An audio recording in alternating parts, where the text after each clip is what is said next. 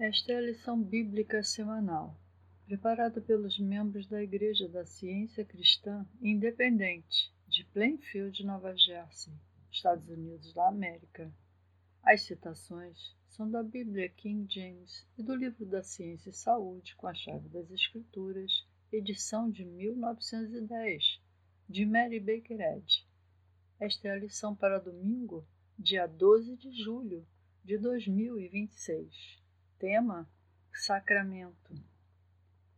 Texto dourado, Miqueias.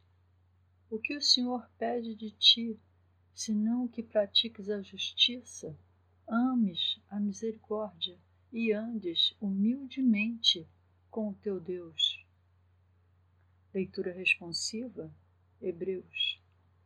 Mas Cristo, ao vir como sumo sacerdote das coisas boas que haviam de vir, por meio de um tabernáculo maior e mais perfeito, não feito por mãos, isto é, não desta construção, nem pelo sangue de bodes e novilhos, mas pelo próprio sangue, entrou uma vez por todas no santo lugar, tendo obtido eterna redenção para nós. Porque se o sangue de bodes e de touros e as cinzas de uma novilha espargidos sobre os impuros santificam, trazendo a purificação da carne, quanto mais o sangue de Cristo, que pelo Espírito Eterno ofereceu a si mesmo, imaculado, a Deus, purificará das obras mortas a vossa consciência, para servirdes ao Deus vivo. E por isso ele é o mediador do Novo Testamento, para que por meio da morte, para a redenção das transgressões cometidas debaixo do Primeiro Testamento, os chamados recebam a promessa da herança eterna. A Bíblia, Mateus e Jesus percorria toda a Galileia, ensinando nas sinagogas, pregando o evangelho do reino e curando todo tipo de enfermidades e doenças entre o povo. E vendo as multidões, ele subiu a um monte, e quando estava sentado, aproximaram-se dele os seus discípulos. E ele, abrindo a boca, ensinava-os, dizendo: Abençoados são os misericordiosos, porque eles obterão misericórdia. Jesus foi, no dia de Shabá, por entre o trigo, e os seus discípulos estavam famintos, e começaram a arrancar as espigas de trigo e a comer. Os fariseus, vendo isso, disseram-lhe: Eis que os teus discípulos fazem o que não é lícito fazer no dia de Shabá. Ele, porém, lhes disse: Não tens lido o que fez Davi, quando ele teve fome, e os que estavam com ele? Como ele entrou na casa de Deus e comeu os pães da proposição, que não lhe era lícito comer, nem aos que com ele estavam, mas só aos sacerdotes. Ou não tem lido na lei que nos dias de Shabá os sacerdotes no templo profanam o Shabá e são inocentes? Pois eu vos digo que neste lugar está um maior do que o templo. Mas se vós soubesses o que isso significa, eu terei misericórdia e não sacrifício, vocês não condenariam os inocentes. Mas o Filho do Homem é Senhor, até mesmo no dia de Shabá. E ele, partindo dali, chegou à sinagoga deles. E eis que ali estava um homem que tinha sua mão seca. E eles perguntaram para o acusarem, dizendo: É lícito curar no dia de Shabá? E ele lhes disse: Qual homem haverá dentre vós que, tendo uma ovelha e ela caindo em uma cova no dia de Shabá, não lançará a mão dela e a levantará?